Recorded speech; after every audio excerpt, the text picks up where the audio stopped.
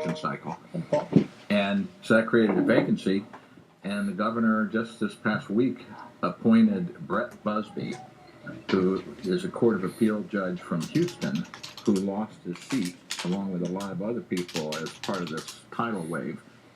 And so I can't think of anybody, with the exception maybe of Michael Massengale, who was another guy from Houston that lost his job, that I would have preferred to see.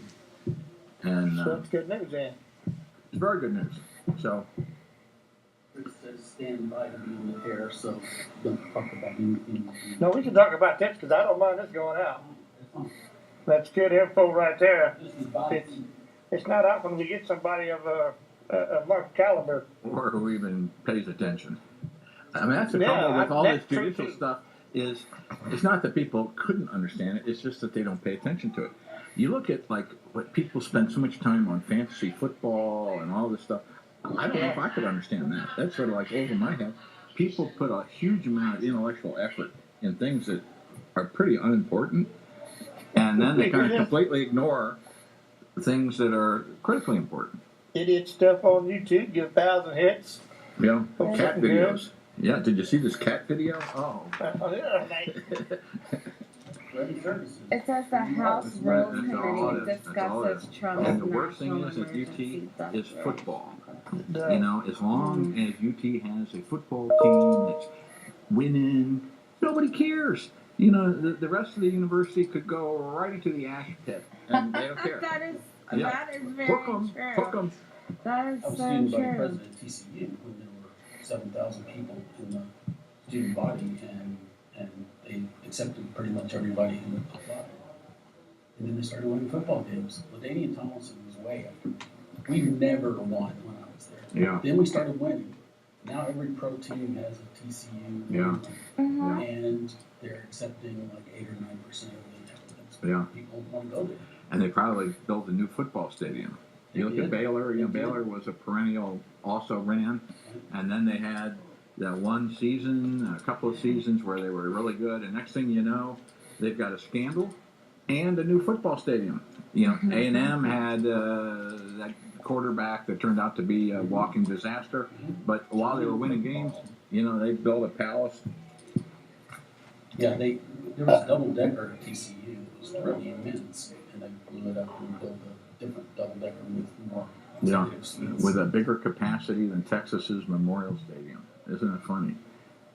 You know, such a rite of passage, you know, that, you know, who's bigger.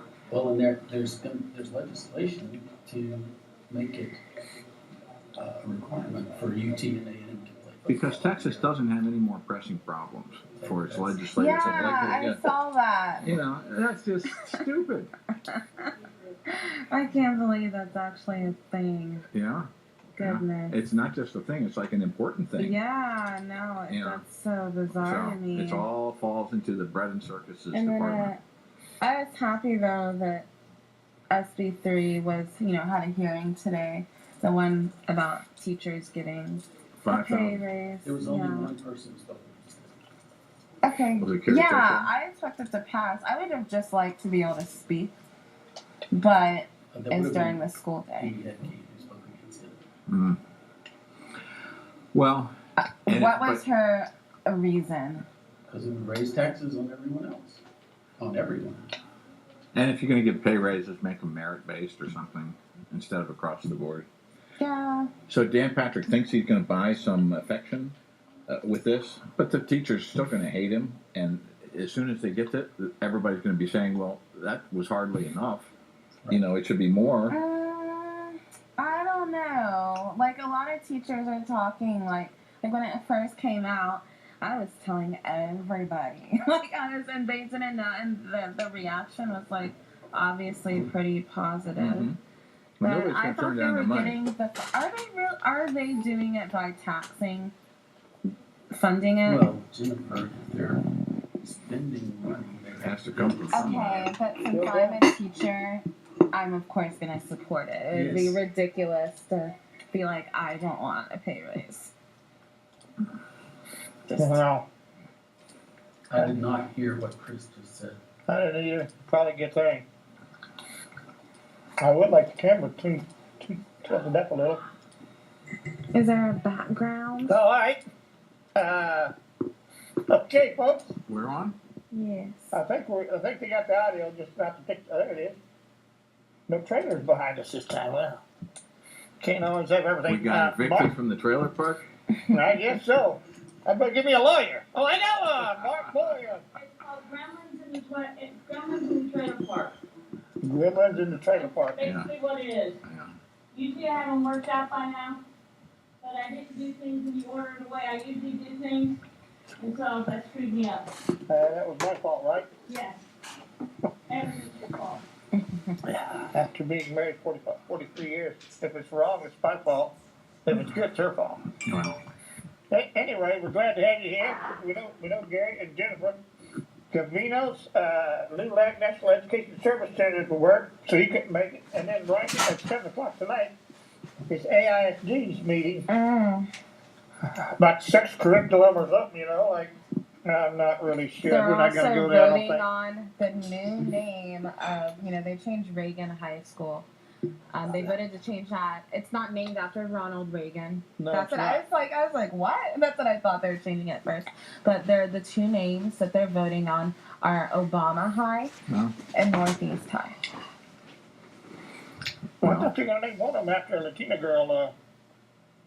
When did you tell me? I hope it's not Obama High. Well, The trouble with naming schools after people is that historical attitudes change about people, and about every 30 or 40 years, whoever it was named after suddenly is no longer popular or fashionable, or even worse, is unpopular or unfashionable, and boom, then you have to spend all the money getting rid of all the names. Sounds like the that's insanity very of education. true. Yep. Up north, Speaking of which, don't they name don't they name the numbers?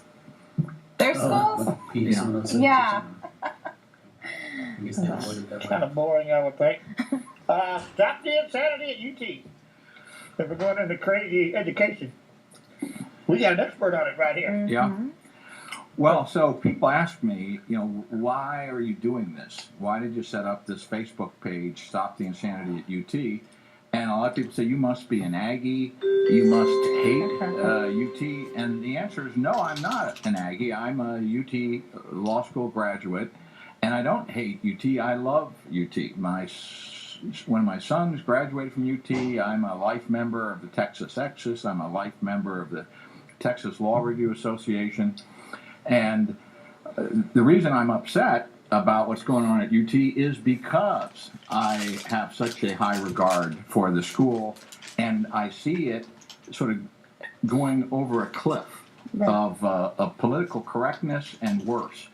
And tuition continues to go up, which makes it less affordable for students. Students graduate with more and more student debt load, and they are paying higher and higher salaries to more and more academic bureaucrats who didn't used to exist and who really aren't necessary.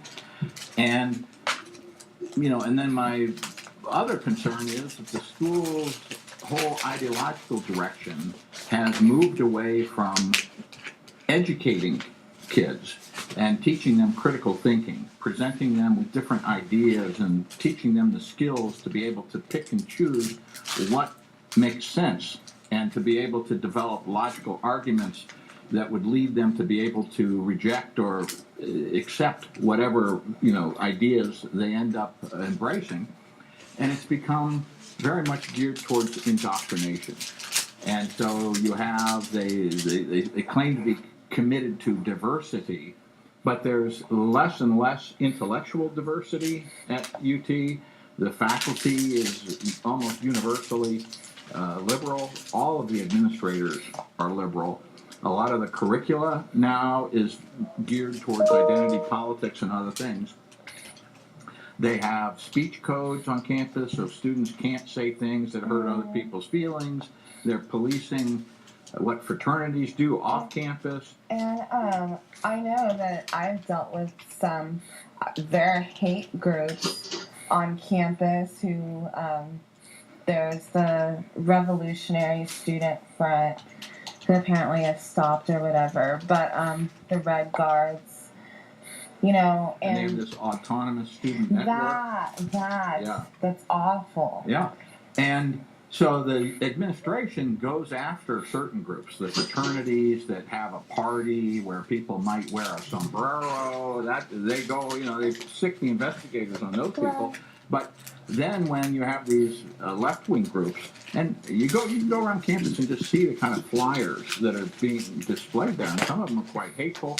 They dox students, they dox faculty, they. I've seen the kind of stuff they Yeah. release on them. And then there's this one student group at UT, the Young Conservatives of Texas, who have been singled out by the administration. Whenever they put on a protest, the administration condemns it and issues press releases, you know, talking about how much they disapprove of it. And then when a group of faculty and students who are anti-gun decided they were going to protest a state law that allows students who are over 21 who have a a concealed carry license to be able to carry on campus. You remember this huge Cox not Glocks protest where they were handing out hundreds or thousands of I'm afraid to use the word dildo on TV, but sex toys. And they were brandishing them and wearing them attached to their backpacks.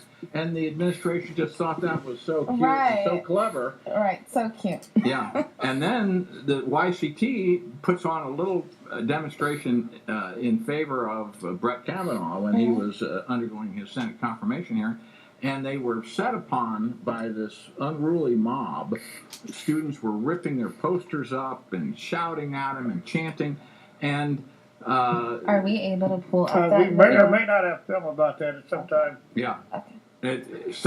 There was no reaction by the administration for a couple of days, and then finally, instead of the president of the university, Greg Fenves, issuing a press release, they had Leonard Moore, who is the head of the Division of Diversity and Community Engagement, issue a press release that said, well, you know, we don't really like violence, but at the same time, we sympathize with all of the students who were triggered, the survivors of sexual assault, as if this demonstration in favor of Brett Kavanaugh had anything to do with sexual assault. But that was, since he's a Republican, that everybody was believing the survivors. But of course, we've learned now with events in Virginia and elsewhere that if you're a Democrat and you're accused of sexual assault, then, suddenly we're not believing the survivors.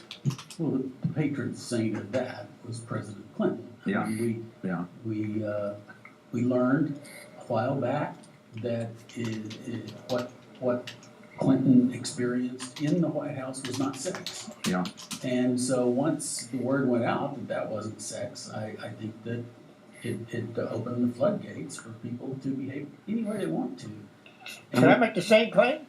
I wonder if Ma would go for that. Well, speaking of trailer parks, James Carville made this famous quote, which if a Republican said the same thing in the context of He'd be grilled. He'd be My favorite tarred James and feathered. Carville quote. Says, and this is I think about Paula Jones. He says, if you drag $100 bill through a trailer park, you'd be amazed at what you'll find or what you can catch. And that is just such an insult to women, and to denigrate, you say that somebody, because of their socioeconomic, because they're from Arkansas, because they speak with a southern accent, is not to be believed, that they are white trash. That's demeaning on so many different levels. Mm-hmm. I've got to believe that you raised Virginia. I've got to believe that even 18-year-olds and 19-year-olds who are ruled by emotion must look at this situation and say to themselves, well, that's confusing to me, because I thought that elected Democrats were all not just saintly, but correct. Not just saintly, but retroactively correct. That they were born correct and they have lived blameless lives according to the tastes and mores that we have today. They were already behaving properly in the 1960s or whatever, but clearly they weren't. And I don't know, Mark. It's sort of human nature. If our elected official does something, we're gonna try to protect that because that person was elected to get certain ideas executed, and I think that's why now and other groups supported President Clinton. They knew that he was on their side legislatively, so they completely abandoned all of their ideals, their reason for being, and supported the candidate that they wanted to support. And maybe either side would do this. Maybe there's. I had an even more depressing question to ask, really, and that's that we hear so much about what things are like in our institutions of higher learning, even in Texas. We're not talking right now about Madison, Wisconsin, or New York City. Evergreen State. Yeah, so it seems to me there's only two possibilities here. Either the four of us are going to look really ridiculous in 20 years because the entire world will agree that we were wrong and that the students were the future and that now we execute people who say offensive things. If you go against the crowd comes in and kills you. Or there's some kind of solution to this, and I don't know what it is because you can't fire the entire faculty and find a bunch of new professors who are accomplished in everything from sociology to music, but who have that one difference that they actually think that Ronald Reagan was a great president. Right. Well, what we have in higher education today, and it isn't, as you point out, limited to Texas, and Texas is not immune from it. So this phenomenon that I'm complaining about is evident almost anywhere in the country you go, that higher education has been captured by basically the long-haired anti-war protesters of the 60s and 70s are now tenured faculty members and university administrators, and it's being run by this cadre of social justice warriors. And some schools are better than others. In Indiana, Purdue, which is a state-run school, Mitch Daniels, who's former governor of Indiana, is the president of that school, and he sets a particular tone. Up at OU, our hated rival north of the Red River, they just hired a new university president who came in, and the first thing he did was fired some highly paid administrators on the grounds that he didn't think they were necessary, and started asking people to justify their budgets. So it makes a difference who's running things. The reason I kind of concerned about UT, I'm a graduate of UT. B, I live in Austin, and I pay attention to what's going on just because it's in my backyard. But three, University of Texas, even though it is in Austin, it is the flagship university for the state of Texas. And we have 28 million people in the state, and I would bet you that an overwhelming majority of them disagree with the direction that the school has taken under the leadership of UT's president, Greg Fenves. And so what can we do about it? Well, UT is not an organization just gets to do whatever it wants. It is part of the state government of Texas. It is accountable to a board of regents, which is sort of like the board of directors of a corporation. And that board of regents are people who are handpicked by the governor. So ultimately, if people have a problem with what's going on at UT, I think they're entitled to ask, well, why is the governor and his hand-picked board of regents allowing this to happen? And the legislature has a role in this. The legislature every other year appropriates money that allows UT to operate. The Senate is in charge of, the governor appoints these people to the board of regents, but they have to be confirmed by the state Senate. So it isn't, so these are, there's checks and balances. What has happened for the last long period of time is that people just let the administrators do whatever they want for a variety of reasons. It seems like it was 2 years ago that the senators found their voice and asked the UT administration why they were investing in real estate in Houston so there could be a University of Texas at Austin in Houston. Yeah, I guess they can call it that. The University of Texas at Austin in Houston. yeah. And they beat him up pretty badly, I think, and they killed that whole idea. So wasn't that a sort of a test run? Don't they now realize that they could call someone in and say, you need to speak out publicly against this and this and this that happened on your campus? You are exactly right. And people ask me sometimes, well, geez, what could the legislature possibly do? And when you say they beat up, this was Bill McRaven, who was the chancellor at the time of the UT system, and he had come up with this scheme of what he called leapfrog project, quantum leaps, where they were going to go from here to way over here in one giant fell swoop. And they were incredibly ambitious. They were grandiose, is what they were, and they were incredibly expensive. And the staffing at the UT system, which is the bureaucracy that oversees all of the campuses of the University of Texas, it doubled. The payroll doubled, and then John Whitmire, I think, state senator, a Democrat. Democrats aren't supposed to have any power in the legislature. Well, he didn't really beat up McRaven so much as asked him some hard questions. And the UT is used to being able to do whatever they want without anybody questioning it. So Whitmire called him in and said, what are you doing? And why did you think this was a good idea? And do you know that we already have a publicly supported university in Houston that's doing quite well, that we're very proud of? And don't you think it would have been respectful for you to ask, to give us a heads up and maybe ask our input about this before you did it? And McRaven, who's used to giving orders as an admiral in the Navy, he just was flummoxed. And this led to his contract not getting renewed, which was very unusual. It's sort of de facto, getting fired. And so the legislature has this power if it was only willing to use it. Now, I think a lot of legislators are thinking not so much of the Whitmire example, but they're thinking of the Wallace Hall example. And Wallace Hall was a member of the Board of Regents that had been appointed by Abbott, not by Abbott, by Rick Perry. Mm-hmm. And Rick Perry had proposed some fairly ambitious and aggressive reforms at UT that really set off some serious opposition, and they dug in and decided they were going to.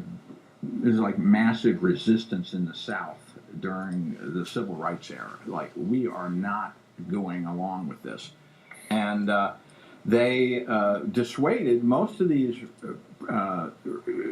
Perry's appointees, got them to back down, except for Wallace Hall persisted. And he was very interested in finding out about this backdoor admissions process that Bill Powers had been running, and he was requesting data.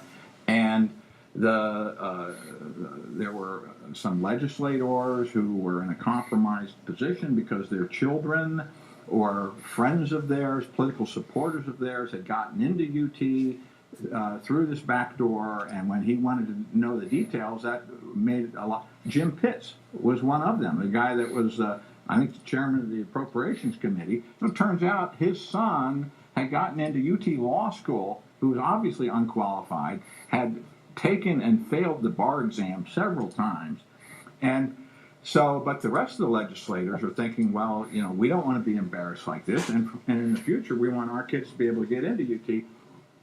So they cooked up this impeachment hearing against Wallace Hall. This is a volunteer position. What year was this? This was 4 or 5 years ago, but it was a bipartisan committee, but had Dan Flynn, who's normally considered to be a pretty sound Republican. He was one of the ringleaders.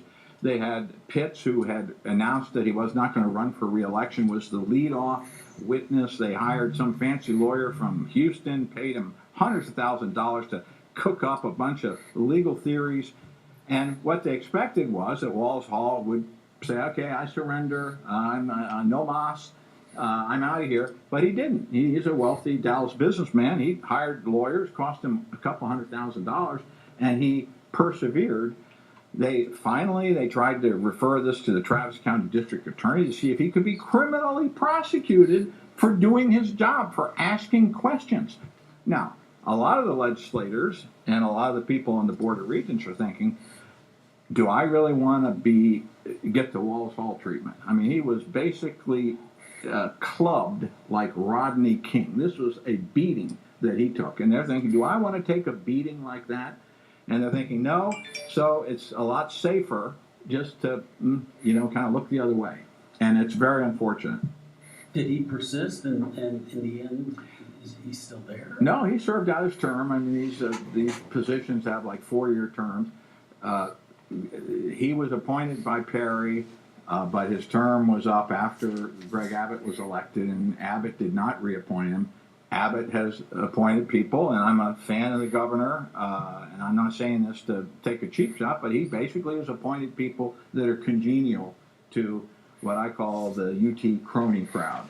The people that want to get along, the people who want to keep things just as they are, which is sort of a cozy mixture of big donors who like to see their names on buildings and like to be treated as VIPs, and then the coalition of all the diversity bureaucrats, the overpaid. If you go through UT and the Texas Tribune, which I'm not a big fan of the Texas Tribune, but one of the public services they do is they created a salary database. You can look up any public employee in the state of Texas and find out how much they make. And you go through UT Austin, and it's an astonishing number of people making over $200,000 and $300,000 a year. Really? Wow. Wow. Yeah. I would not have expected that. No, it's astonishing. And How do I get one of jobs? yeah, and then there's I'm not gonna get one. well, in this, one of the things they have is this division of diversity and community engagement has 9. The other thing they do. I was going to ask you that. I didn't want to stop you from talking. I was going to ask you, could you give job titles to some of these jobs? Well, so one of the other things the Texas Tribune database does is it sorts this salary information by like budget department. So usually it tells you who works in each department and how many people and what everybody makes. So so this isn't me making this up. You can go to the Texas Tribune, look up. So what is your average, what's the average salary of a professor at UT? Less than the average salary of an administrator at UT. So there's a lot of professors, and it sort of depends. There's a supply and demand aspect to it. So some disciplines, you could be making $60,000, $70,000, but if you are a big name and you're highly in demand, depending on the subject, but none of these professors make, a highly paid professor, a Nobel Prize candidate might be making $200,000, whereas most are the 70,000. Yeah, but these administrators, the deans and the assistant deans and the deputy assistant deans, a lot of them are making, well into the 6 figures. And people wonder, why does it cost so much to go to the UT? Well, a lot of it is that you have this enormous bureaucracy, and they are overpaid in a way that is grotesque. It's plunder on a massive scale. Just recently, I was reading something. I kind of read the Daily Texan. It's available online just to kind of find out what's going on there. And so one of the things going on right now is the Secretary of Education, Betsy DeVos, is proposing regulations that would change the way schools implement Title IX, and particularly with respect to investigating sexual assault claims. And these procedures under President Obama, President Obama's Department of Education basically said colleges have to investigate claims in a certain way. that essentially denied due process rights if you were accused, that you had no right Oh, wow. to confront your accuser. You couldn't cross-examine the person who was accusing you at a trial, or it's not even a trial, at a hearing. Sometimes these were not neutral hearing officers, etc. So Betsy DeVos comes in. She is proposing to change these things to make them more balanced. Well, the UT is bitterly opposed to this because, A, under Obama, they were able to staff up their Title IX department so that now it's full of bureaucrats. And if we kind of streamline this process, so one of the things Betsy DeVos wants to do is to say basically that UT is not really interested in what happens off campus. If two students go on a date and something happens off campus, it's not really anything we have any control over. It's nothing that we should try to supervise. Which is not to say that she's saying, "Oh, boys will be boys." No, and it's saying they can go get to away with the something. proper Same authorities. as if Call you the weren't in police. college. Yeah, act like an adult, and if an adult has a problem, they take it up with the police or Or if someone who can't afford college Right. has these kinds Right. of problems, they Exactly. should know that they can go Right. to the police. Well, so this the head lawyer at the UT system was quoted in this Daily Texan article saying, "No, we're not going to allow this. We're going to fight to keep our policies the way they are." And his name is Dan Sharphorn. And I thought, okay, I'm familiar with that name, but I'm just out of curiosity going to look him up on the Texas Tribune database.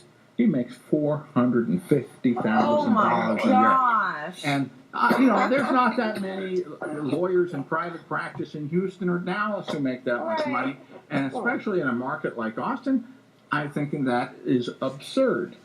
Okay, and that's just one guy, and he's got an entire legal department. So Yeah, you got a staff of how many? I'm not sure, but and that's He's on got one, top though, of right? the legal staff that they have on campus. They just built a high-rise building downtown to house all of these bureaucrats at the UT systems.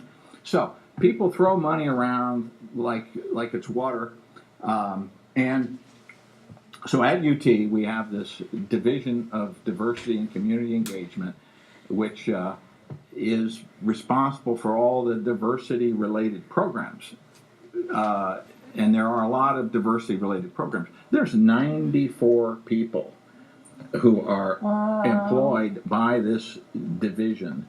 And they're not all making $300,000, but the guy who runs it, Leonard Moore, makes $300,000. And there's several people underneath of him who make in the six figures. Now, I have a question. How much do you think social media has played into making universities feel the need to have a department that large about like diversity and stuff? Because I feel like that has played a huge factor more than anything into pushing people to think a certain way. Well, Gary and I were talking before the show started, and we were talking about bread and circuses, football programs, athletic programs. And back in the old days, that is how one university competed for prestige against another university. Is our football stadium is bigger, we have a bigger library, we have more books in our library, we have a better win-loss record. These days, in the social justice world that we live in, now big universities compete for prestige with how extensive your diversity bureaucracy is. We've got 94. Can you match 94? And also the types of people they speak at their commencement ceremonies. We had Angela Davis. Who did you have? Right. It's like, and also then you get into this. It's like the Cold War that we build something and somebody else has to build something. So at UT started off with, it became fashionable to have a black studies. Well, then you had to have black studies and African American and African diaspora studies. Oh, wow. Okay, then other people got involved, and so you have Latino and indigenous people studies, and now they have gender and women's studies and LGBTQ studies. Of course. And then like whatever the newest fad is, well, pretty soon you have a program, and then pretty soon it becomes a degree, and you get a minor in it, you get a certificate. Social justice, it becomes a popular buzzword. One university starts doing something with social justice, and pretty soon all the other universities, and there's a lot of groupthink that goes on here. Oh, yeah. Oh, well, we need to be involved in that, so let's have a social justice committee and make sure that every department of the university is fully on board with a social justice agenda. It's a kind of a crazy arms race. To what end? How does any of this teach kids useful skills that will enable them to get a job when they graduate? Can I ask a question? Sure. I was gonna ask, do they actually pay to go to these kind of classes? Now, what kind of job do you get with that? Is this a degree you can go out and You know, I wish there was an answer to this question that made sense. Okay. But a lot of these degrees, the only job that you're ever going to be able to get with this degree is if you keep going to school and you get a master's and a PhD. You might be able to get hired by some school to teach the same silly stuff to somebody else. And then this is what my concern is at the end of the day, as a political conservative, is Texas is, so far at least, a conservative state. Yet, what we are doing, and it's not just limited to UT Austin, the same thing is at other branches of the UT, Texas Tech, you see these same trends at all of them, is we are indoctrinating students into this social justice way of thinking. At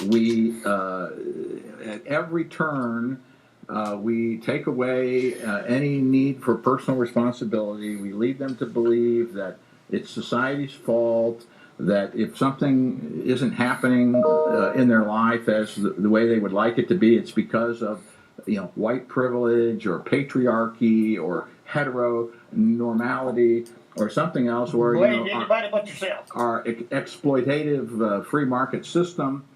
And we have a bunch of university administrators, and these are all adults for the most part. There are maybe a few freshmen who haven't turned 18 yet, but they're all adults. But we don't treat them like adults. We treat them like children, like helicopter parenting them.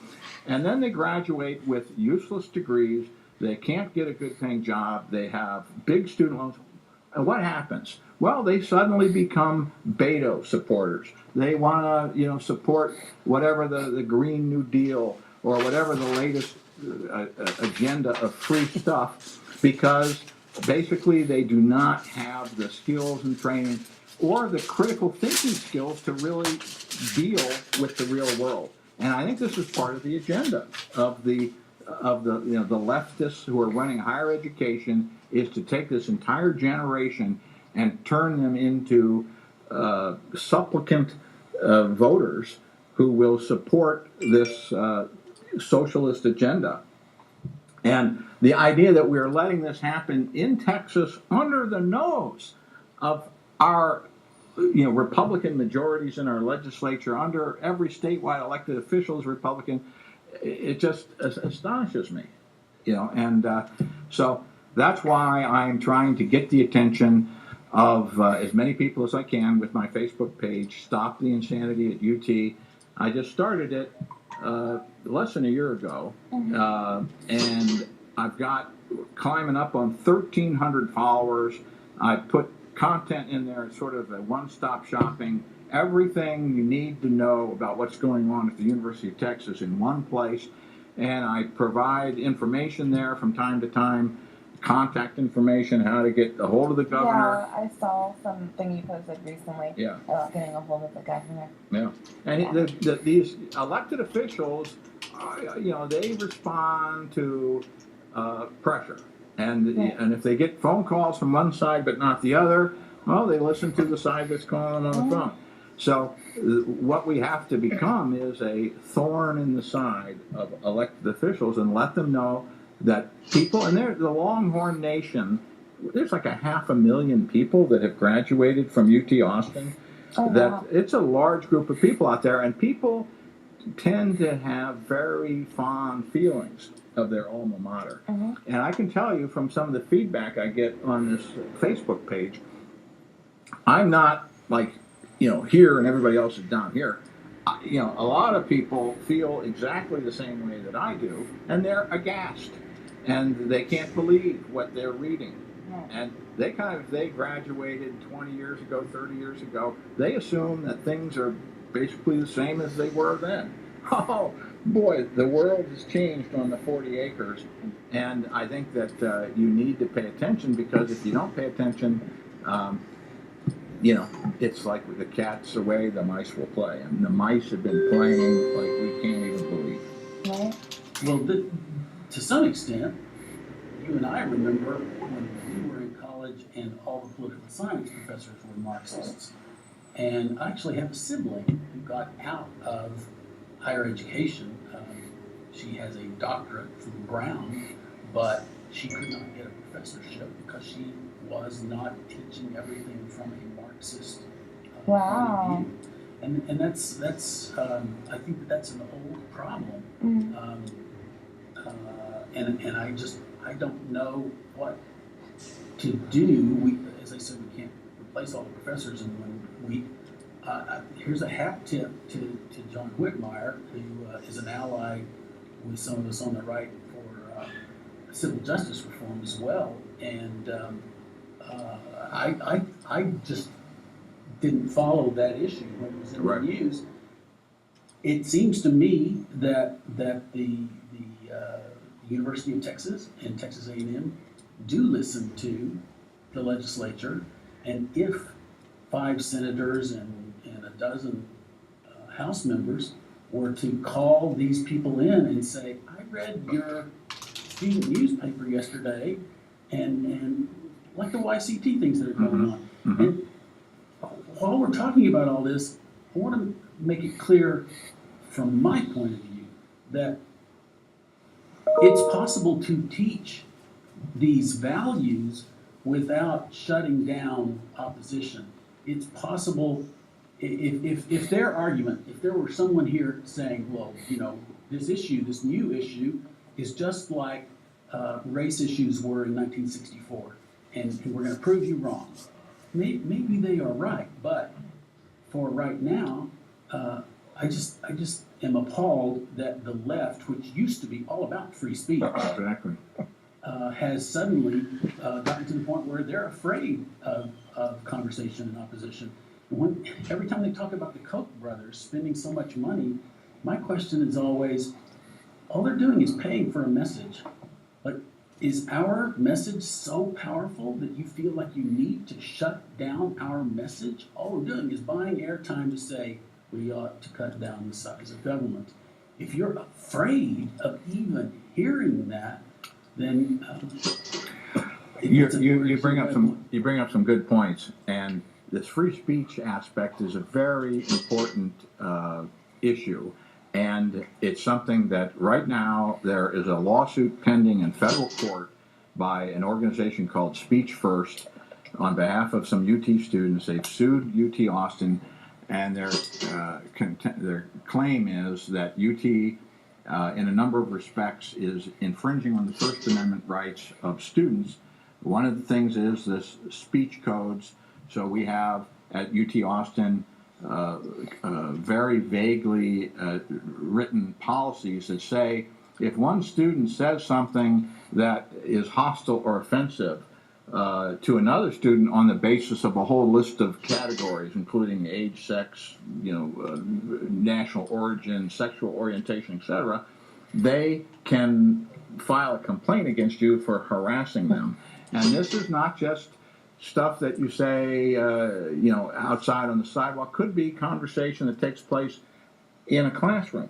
Right. That if you are discussing immigration, for instance. Which discussions happen so much in college. And somebody says, I don't think we should allow refugees from third world countries. Somebody could say, well, I'm from a third world country. I consider that to be offensive on the basis of my national origin, and I'm going to file a harassment claim against you. Yeah. And that's not consistent with the First Amendment.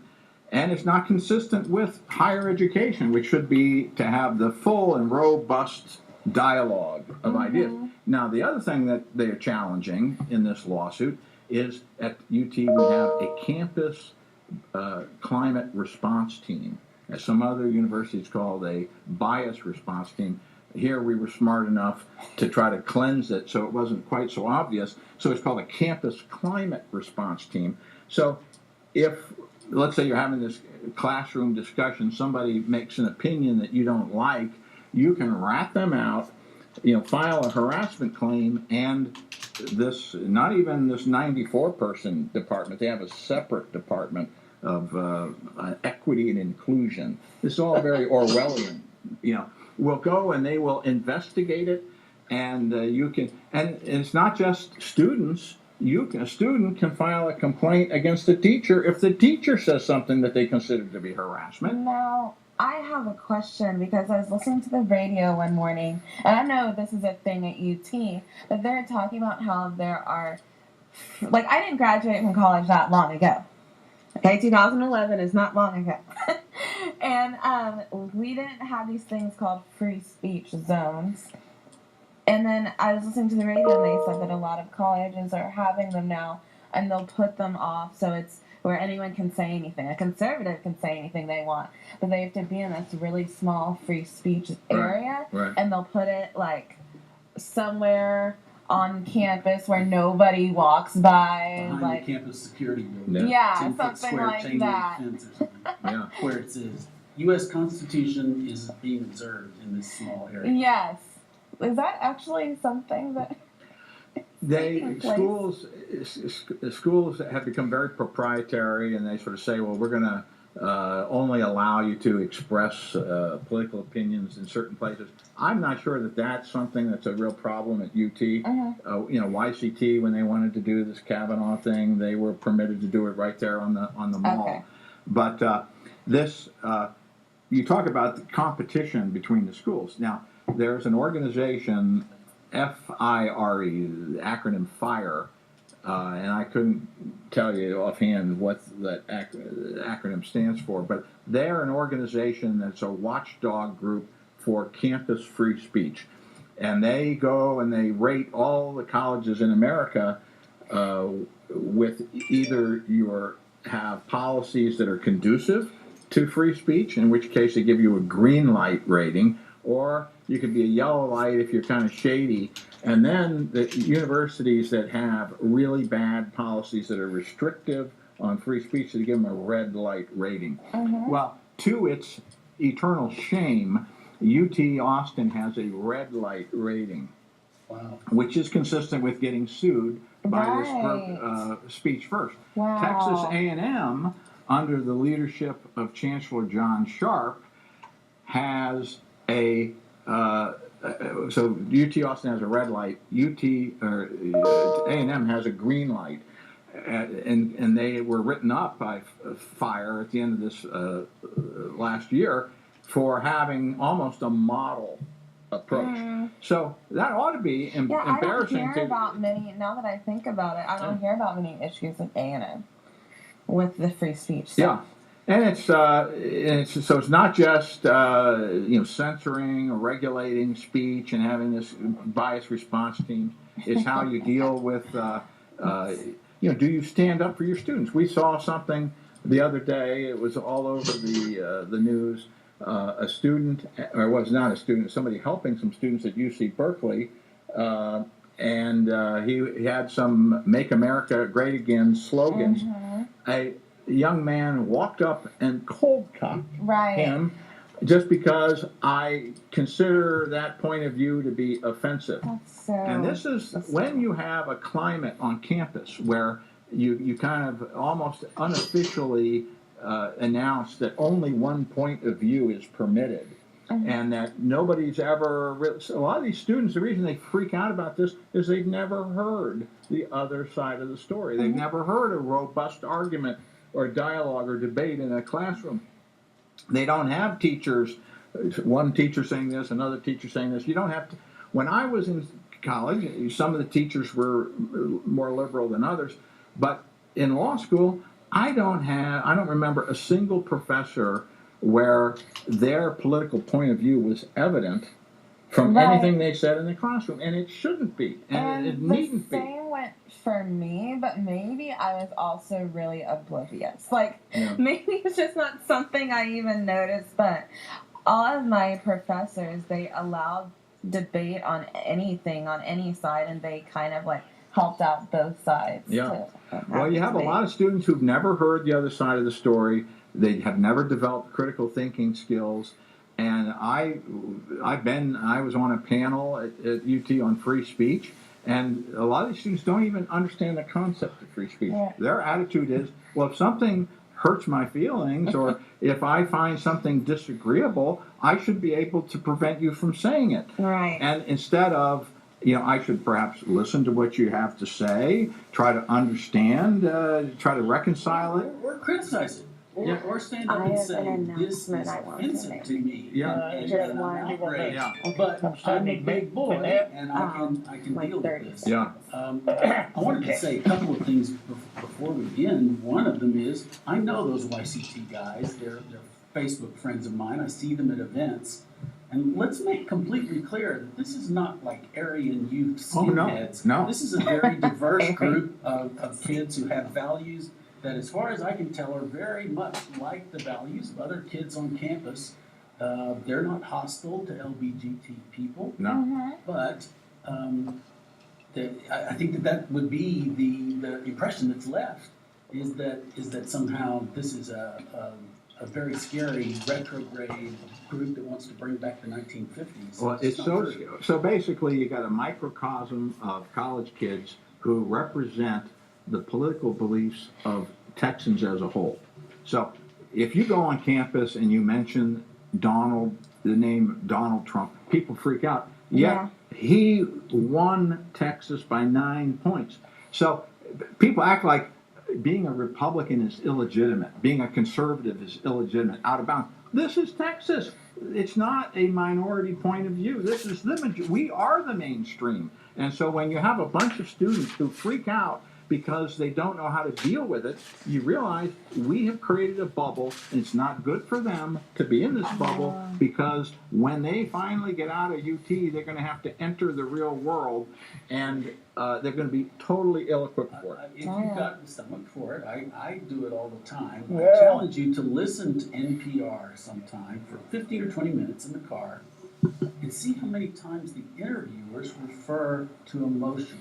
Yeah. They'll report, like a volcano eruption. I feel this. And then We're gonna have to someone report, we're on the gonna report show. in like 2.5 minutes. Okay, well, they'll She's report gonna need about a minute, that the so. lava destroyed the town, Right. and this guy will say, well, my wife was burned in front of me, and they'll say, how did you feel? Yeah.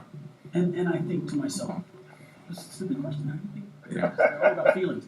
So, yeah, I'm sorry, we do have a little bit of Yeah. time. Go ahead, Jennifer.